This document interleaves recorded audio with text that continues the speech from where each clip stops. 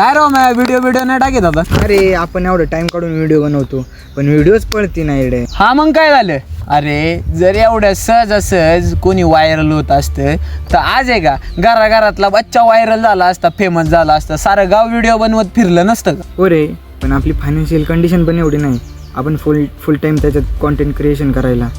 पण आणि आपल्या घरच्या जबाबदाऱ्या तर वेगळ्या. बघ आयुष्यात संकट कोणाला नसतात ना रे. जो त्या संकटांना सामोरा जातो ना तोच आयुष्यात जिंकतो. हे बघ 99% लोक आहेत ना ते आयुष्यामध्ये ना गिवअप करून टाकतात.